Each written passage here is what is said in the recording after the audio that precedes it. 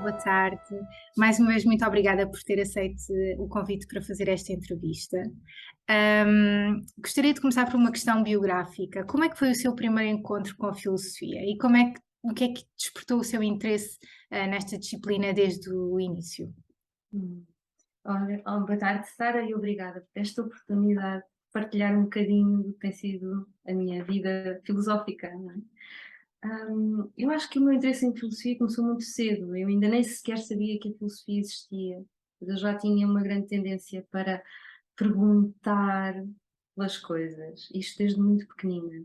E também tinha uma tendência para a contemplação. Eu lembro-me na escola primária, eu preferia ficar a guardar as malas dos colegas enquanto toda a gente brincava e eu podia ficar assim descansada a contemplar, ninguém me vinha a aborrecer, não é? Eu já tinha ali uma função no grupo, que se não tivesse função nenhuma era difícil. Mas eu assim, eu guardo as malas e tal.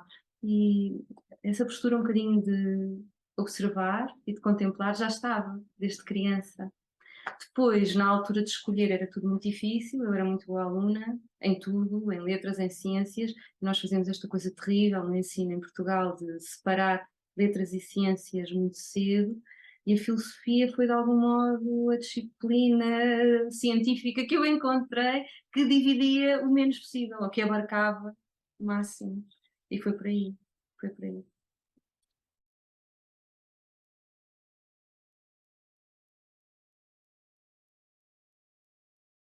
Obrigada. E escreveu depois, mais tarde, a sua tese de doutoramento sobre o pensamento da filósofa espanhola Maria Zambrano.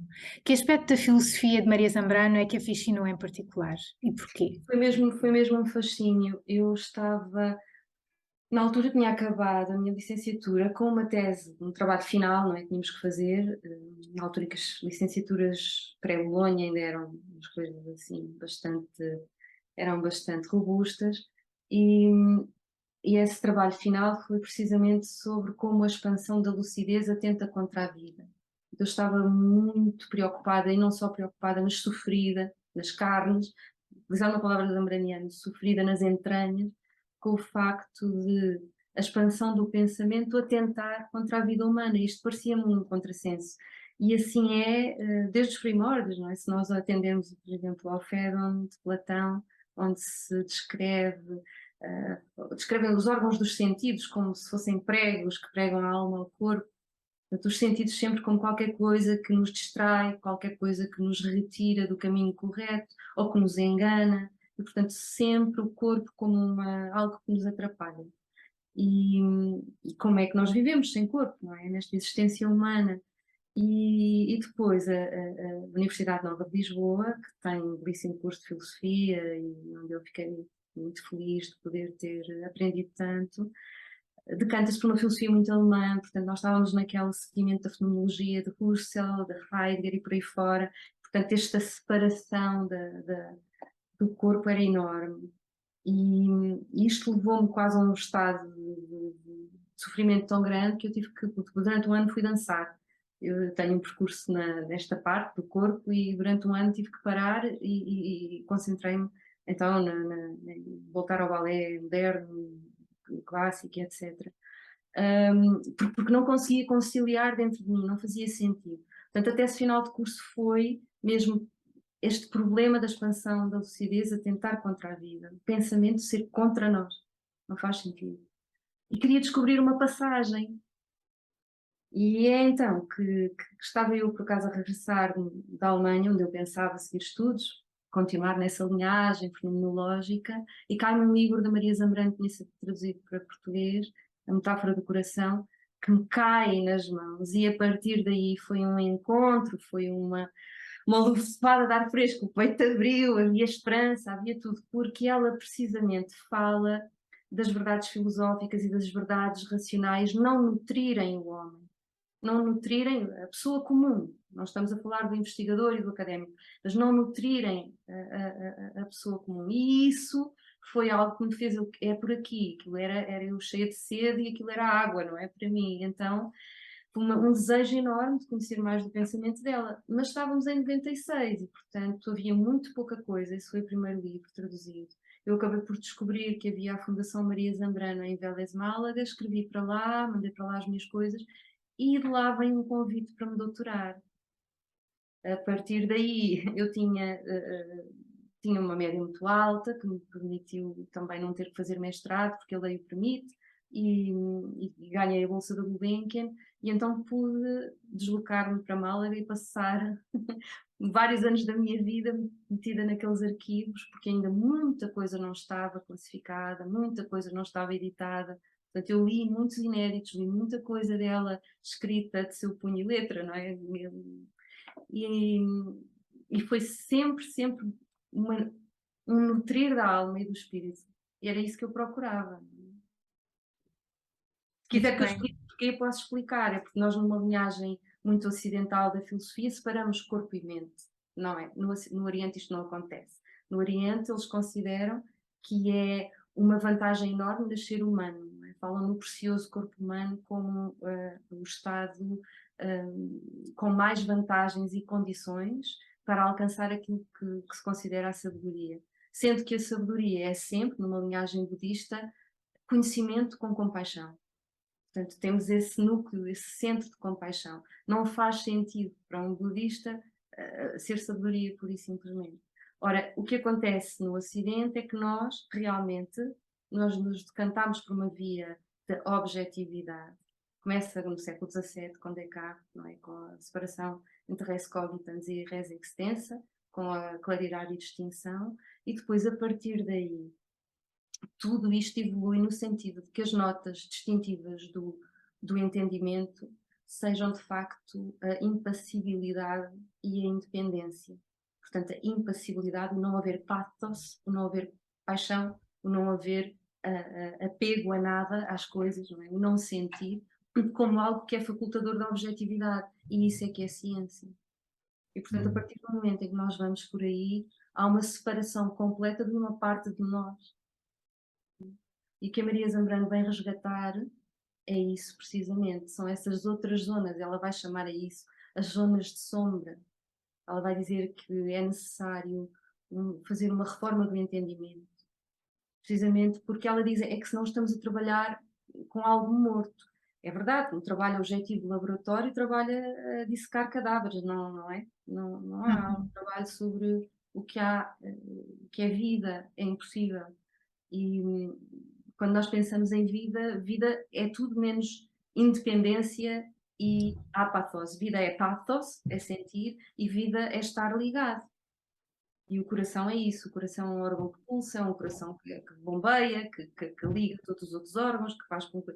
E, portanto, esta razão zambraniana, que é uma razão poética, é uma razão que ela depois vai dizer, vai explicar o que é a razão poética, é uma razão que tem que ver com o pulsar do coração. Portanto, o estar ligado a tudo, portanto, já não há pathos, há sentir, há um ligar, e depois, por outro lado, essa é a unidade rítmica primordial.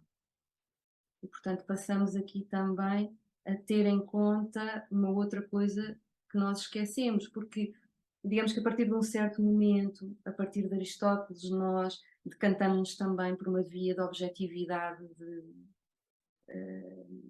nomear coisas, e portanto temos um sentido de realidade muito arquitetónico, realidades fixas, realidades que são constitutivas deste modo. E havia uma outra linhagem, heraclítico-pitagórica, que tinha que ver com o fluir do real, não é? Nunca nos banhamos duas vezes na água do mesmo rio, etc. E, portanto, temos aí um outro logos, um logos muito mais musical, um logos que é movimento, um logos que é pulsar, e que ficou, pelo menos na nossa tradição do Ocidente, ficou abandonado. E a Zambrano vem resgatar isto. Talvez tenha a ver também com o passado medieval, também muito aristotélico, muito categórico. Sim.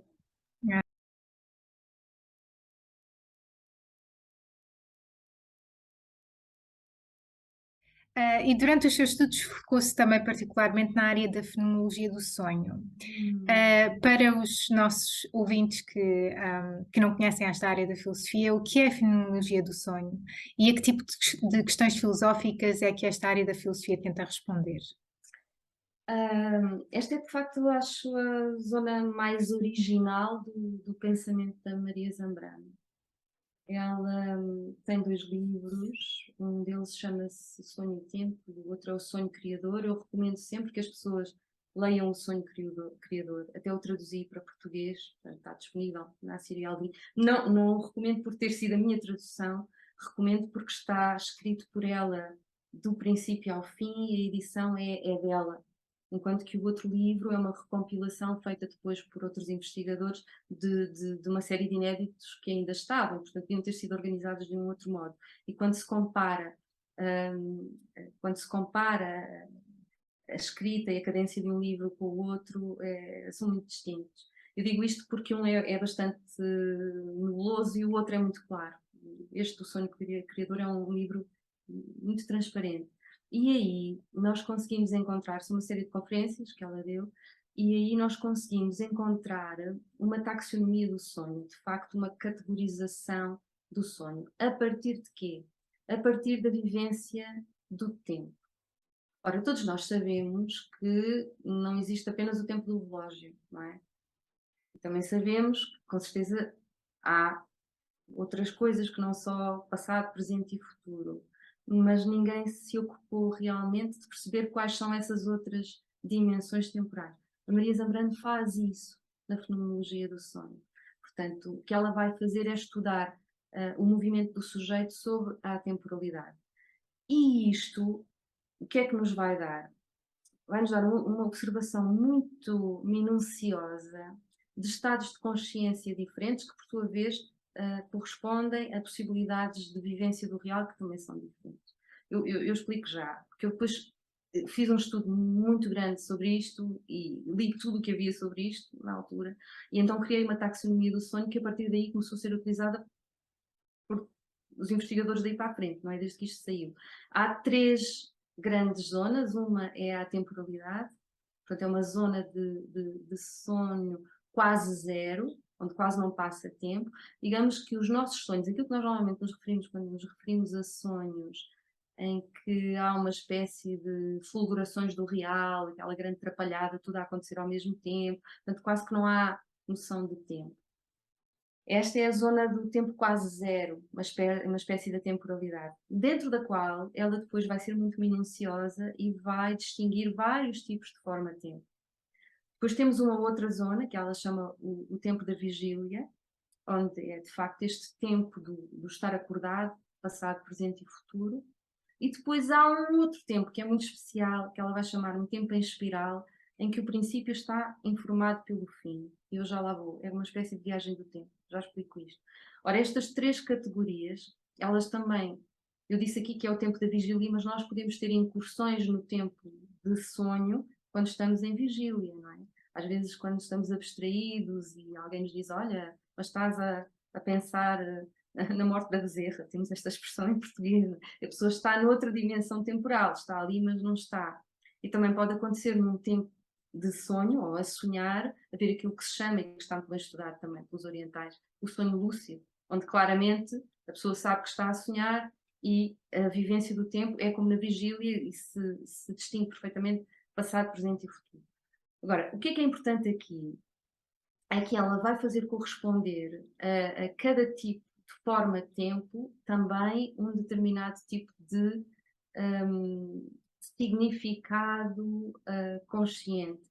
E a partir daí nós vamos saber muita coisa sobre o que é o estado do sujeito. Okay? E depois eu não me fiquei por aqui, eu tive um projeto aprovado pela Fundação Bial em 2004, que me permitiu trabalhar com a Faculdade de Medicina, com o Centro de Estudo do Sono, Cronobiologia e Telemedicina, e portanto, durante algum tempo, tive um projeto em que havia a possibilidade de captar sonhos em laboratório e depois também ter os sonhos que eram os normais. Nós sonhamos e escrevemos de manhãzinha e tinha uma série de alunos voluntários que faziam isto, portanto, a ver aquilo que eu chamo de relatos de sonho com filtro de memória.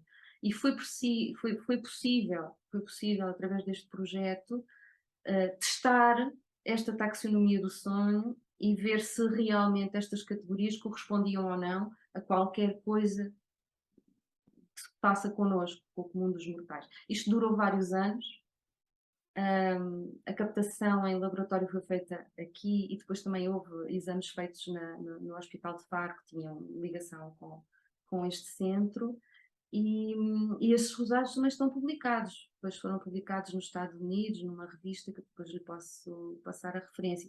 Portanto, há de facto qualquer coisa muito importante que ela aponta e que nós podemos dizer que funciona, não é? Funciona.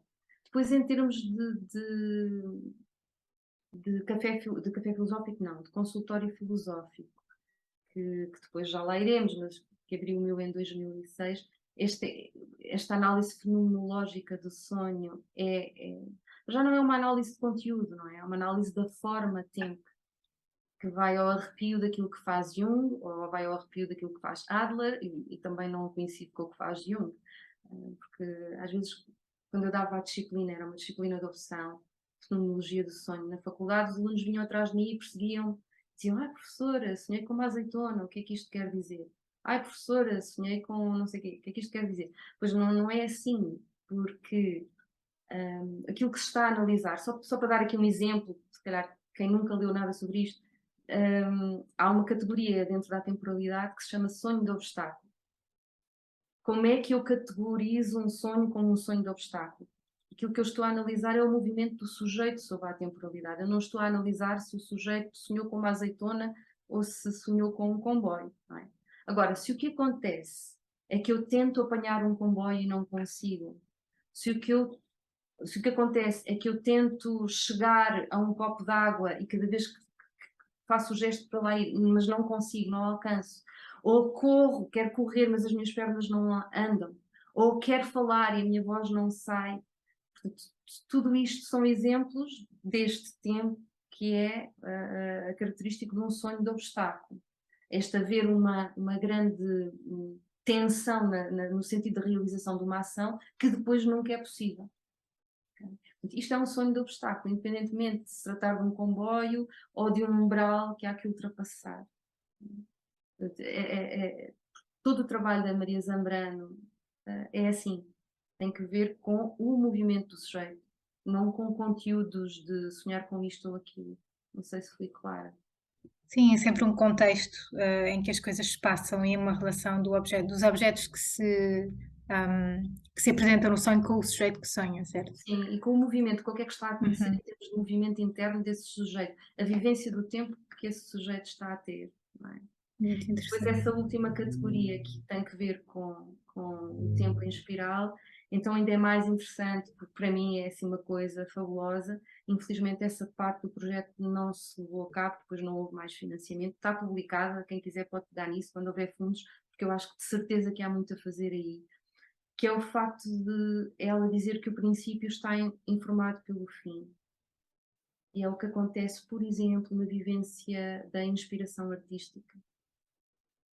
Nós, quando falamos com alguém que de facto teve uma inspiração, porque há outros modos de criação artística que não têm a ver com essa questão da inspiração, mas quando há inspiração, e nós perguntamos e porquê que fez assim, porquê que esta foi a última pincelada no quadro, porquê que aqui é que pôs o ponto final neste texto, porquê que aqui é que acabou esta escultura, e vamos perguntando, perguntando, perguntando. Chega um momento em que eu fiz isto, que chega um momento em que o criador diz tinha que ser assim.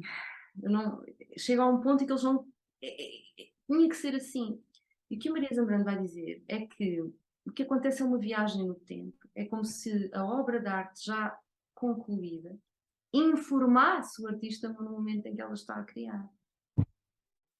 E isto coincide com as descrições que nós temos desde sempre. Quando Rilke escreve aquele texto maravilhoso, O Homem que Escutava as Pedras, referindo-se a Miguel Ângelo, que ele diz, eu não estou a criar nada, eu estou a tirar dali a escultura que eu já sinto que está ali dentro, não é? Que eu já via dentro daquela pedra. Portanto, é isto. Isto é uma viagem no tempo, não é? É o tempo futuro a informar a minha ação presente. E isto pode acontecer nas situações de criação artística e pode acontecer também, por exemplo, quando nós sentimos a vocação. Por exemplo, quando a Sara me diz que eu fui para a Alemanha porque eu queria estudar filosofia árabe e era isto que eu queria fazer, e sabe com tanta certeza que era isso que queria fazer, como é que sabe antes de o ter feito? Uhum. Não, ainda não fez. E, no entanto, sabe que aquilo está ali para si e, no entanto, sente e há uma espécie de energização do ânimo. Tudo se conjuga, há uma fonte de energia que sai, não se sabe muito bem de onde, e que vai naquele sentido. Enquanto quando as coisas não estão aí para nós, é o contrário, é um cansaço, é um aborrecimento, ficamos como é que se diz? Sem energia, não consigo dizer a Uhum. palavra.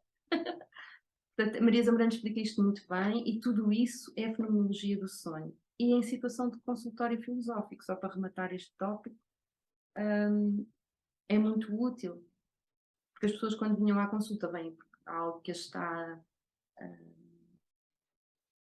a mexer, não é? Algo que há uma situação de ofuscação, há uma situação de dificuldade na vida. Então, quando vinham à consulta, expõem o seu problema nestas alturas, e a máquina está muito bem feita. Nós normalmente não nos lembramos dos sonhos, não é que não sonhemos, mas a pessoa que não tem esse culto de os registar, depressa ou se esquece.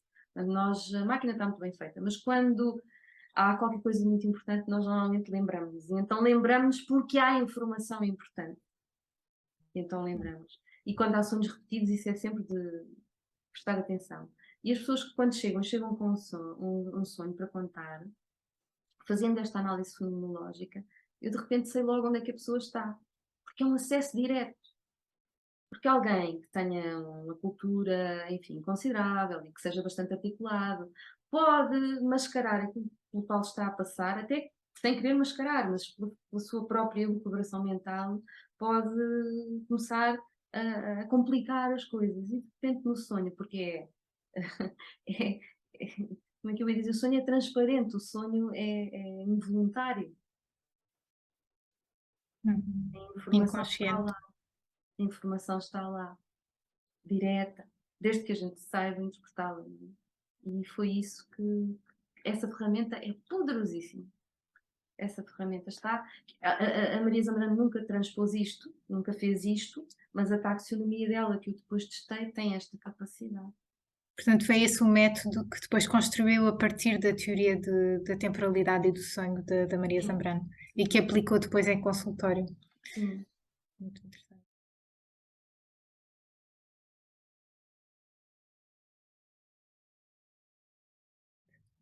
Um, e também recentemente tenho trabalhado muito com a filosofia e a música, talvez também inspirada por esta taxonomia do tempo de Maria Zambrano. Uhum. Conte-nos um bocadinho mais sobre esta relação entre a música e a filosofia na sua carreira, na sua experiência filosófica. Eu tenho muitas paixões. Sou uma pessoa muito apaixonada e a música era uma que estava também desde criança e havia um conhecimento da linguagem musical, não é? Porque eu comecei a tocar piano muito cedinho, assim, aos 4 anos.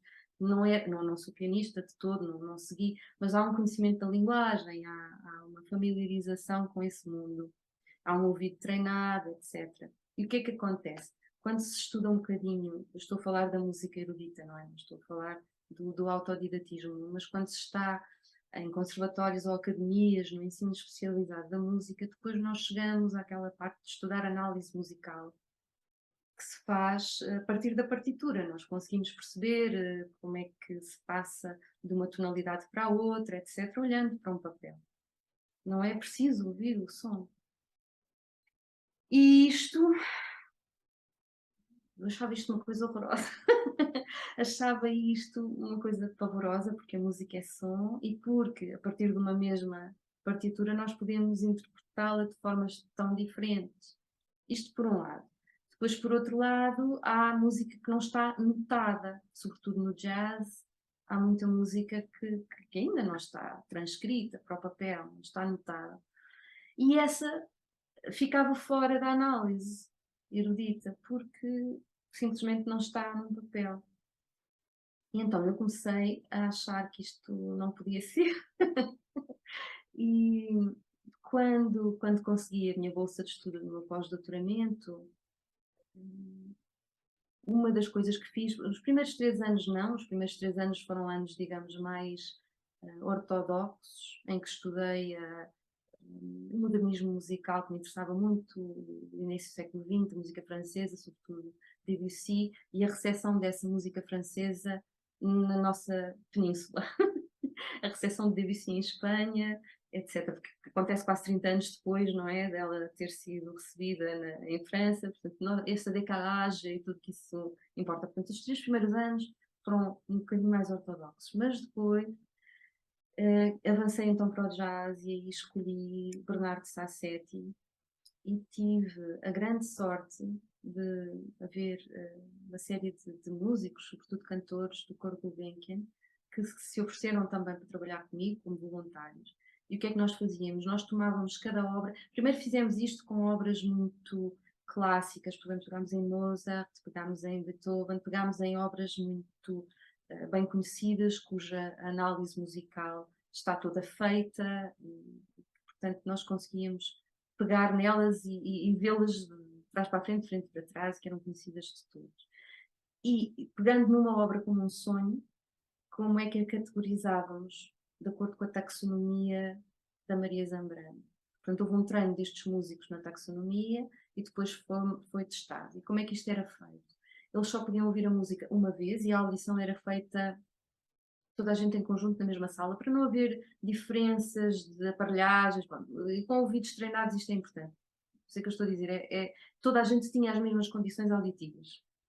Vou-me explicar, não é? Na sala do CESEM, etc. Portanto, havia ali um ambiente de controle que estava garantido. E depois eles classificavam. E quando se pega numa série de obras destas, eu começo a perceber que, mais uma vez, há um padrão, mais uma vez, eles se classificam da mesma forma. E, portanto, que esta taxonomia tem, de facto, correspondências. Porque há um tempo musical. As obras musicais são formas musicais. E, portanto, eles tinham que as classificar, tinham que explicar como é que aí chegavam, com uma série de parâmetros musicais que são do conhecimento de todos eles, não é? O timbre, a dinâmica, etc, etc, etc. Não vou entrar por aí, porque é a linguagem musical que tocou. E eles explicavam isso tudo muito bem. Isto sem notação, só ouvindo. E depois passámos então para o jazz e para obras do Bernardo Sassetti. E mais uma vez aí a taxonomia da Maria Zambrano provou o seu valor. Porque mais uma vez aí foi possível classificar obras e agora estas não notadas. E haver uma coincidência, mais uma vez estamos a falar de grupos de 12, 15, 17 pessoas, e haver uma ferramenta que permite que as pessoas consigam entender-se àquele nível, não é? E chegar a resultados muito afins, quando não completamente semelhantes. Isso foi muito compensador. Esses resultados também estão publicados. Foi uma conferência que dei na Áustria já há uns anos. Portanto, também está o Bernardo Sassetti no mundo da musicologia internacional. Agora alguém que pegue nisso e faça o que ainda há para fazer, que há muito para fazer. Acredito que sim, pois é sempre a filosofia é sempre um desenvolvimento e mais cabeças pensam melhor do que uma, hum, é sempre um crescimento.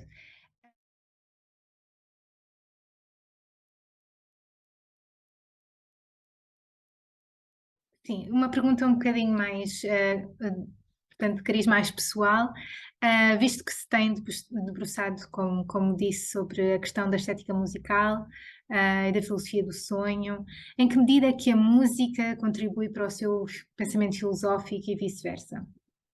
Contribui imenso, porque hum, esta fluidez, esta questão de não olhar para a realidade como fixada, não é? Como uma arquitetura, mas olhar para a realidade como algo impermanente e em constante movimento, é logo um outro ângulo. Uhum. Eu tenho muito essa outra perspectiva. E isso sempre nutriu tudo aquilo que eu escrevo. Não é? Está lá, é como um baixo contínuo, está lá. A minha forma de fazer filosofia é essa forma inacabada, mas que ao mesmo tempo é transformadora. Não fico fixa em formas estipuladas, de maneira nenhuma.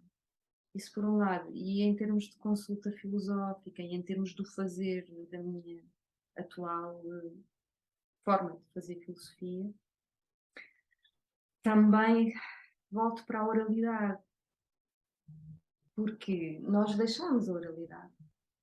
Uhum. Eu estou tão feliz agora porque eu acho que estou a viver a verdadeira vida grega. A verdadeira vida grega, neste momento.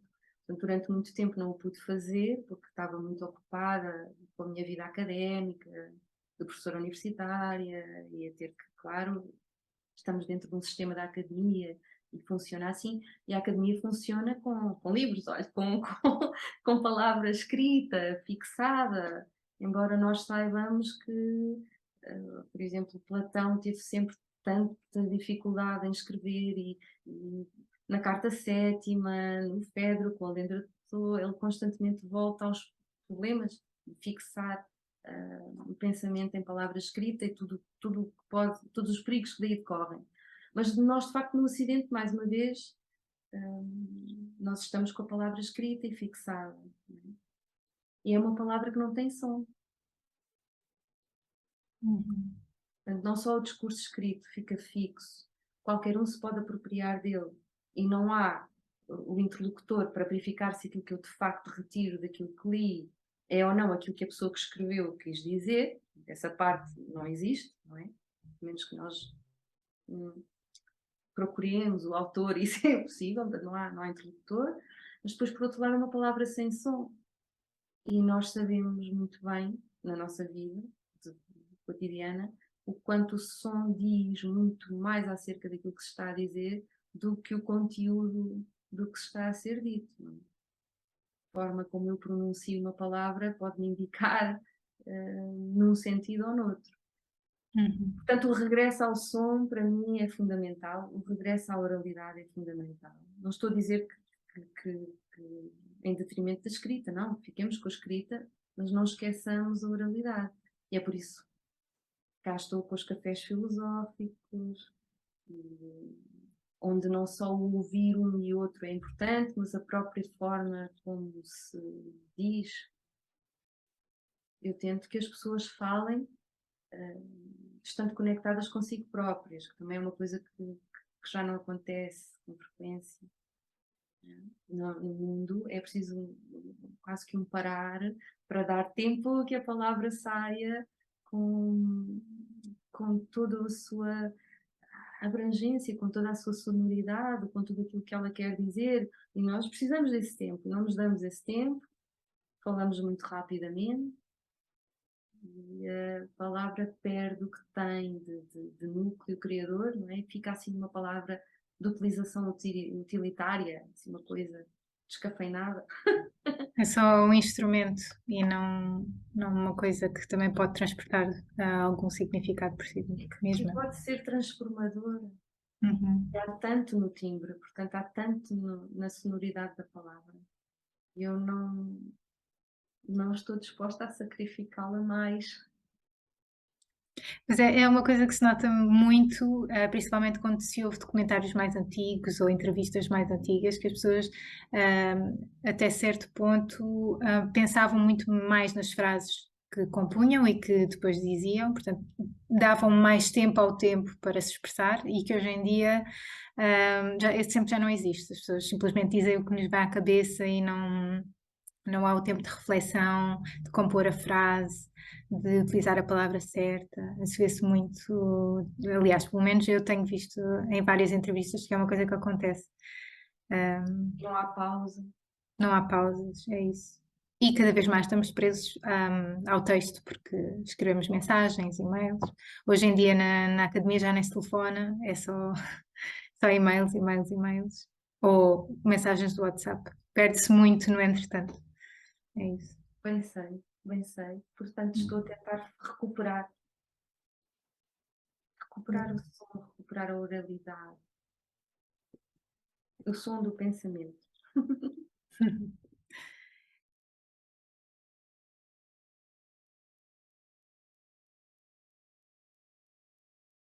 E como já pegou no assunto, gostaria de terminar assim com uma referência aos seus cafés filosóficos que tem vindo a desenvolver em Tavira. Como é que surgiu esta iniciativa e em que consistem estes encontros? A ideia não é minha, a ideia é do Hum. Marc Sauté, não é?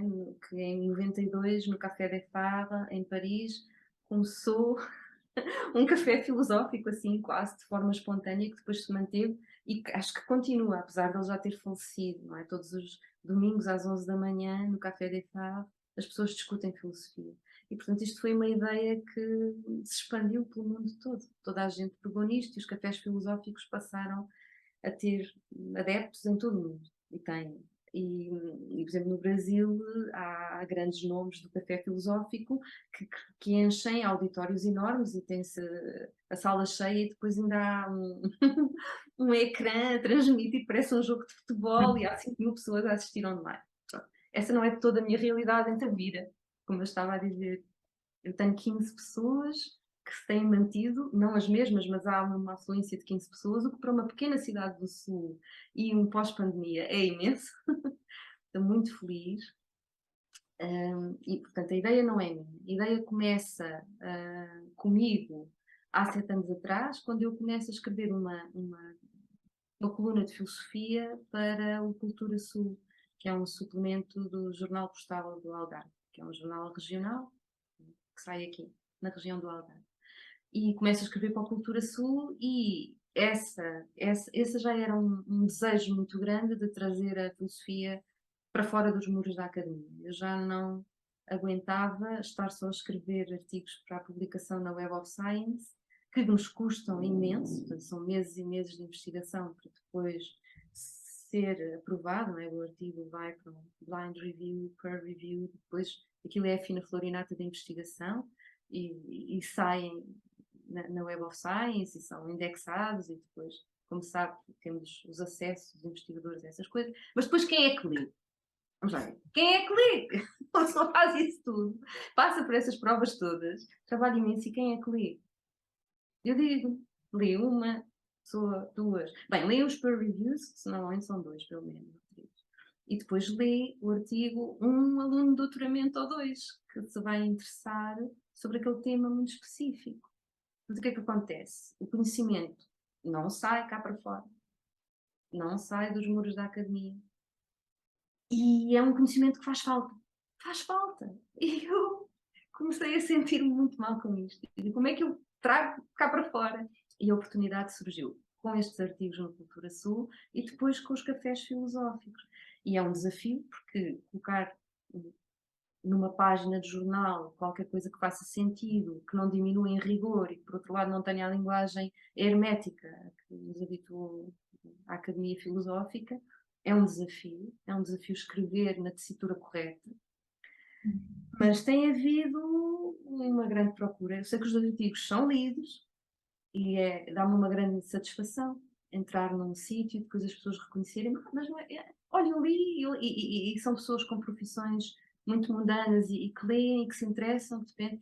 E as pessoas que vêm ao café filosófico também quase nunca são de filosofia, portanto há de facto inquietude e há qualquer coisa que as pessoas não encontram e que lhes falta. Portanto, a filosofia de facto alimenta, nutre, nutre.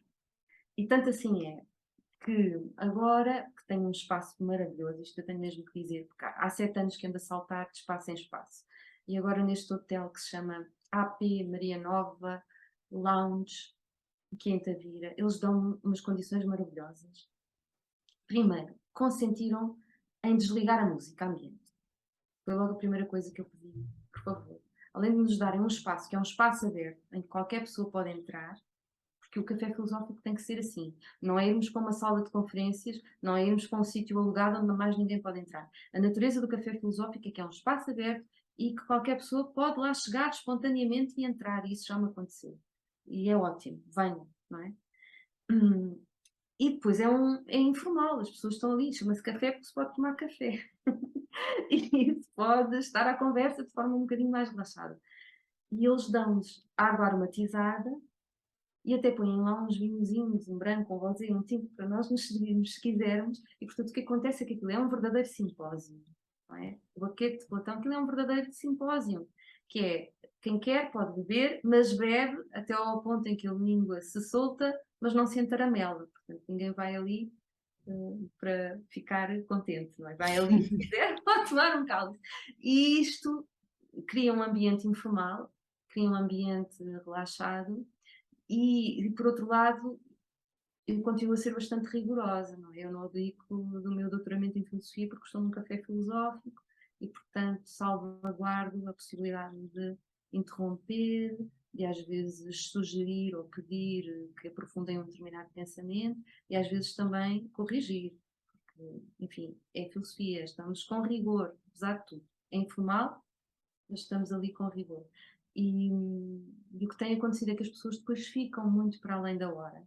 E depois temos que transportar o café daquela zona onde está, não é? Depois acaba, e acabamos por ficar sempre um grupo ainda a estender o café até altas horas da noite, por aí fora. Portanto, tem sido muito bonito ver isto, ver que as pessoas têm vontade de filosofia, fome de filosofia, que me dizem isto, porque estão um bocadinho cansadas, se calhar, do entretenimento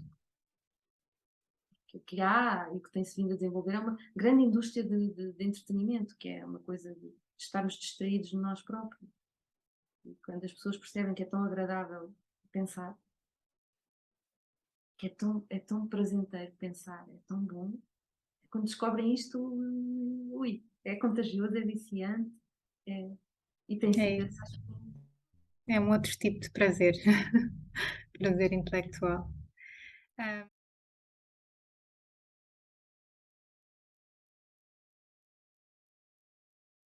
hum, e, hum, e então acho que, por exemplo, portanto, tendo em base a sua experiência com o café filosófico e outro tipo de experiências em que traz a filosofia cá para fora, como disse, e não a restringe só ao contexto da academia. Acho que em Portugal precisamos de mais filósofos que interajam com o público e que tragam essa palavra filosófica cá para fora.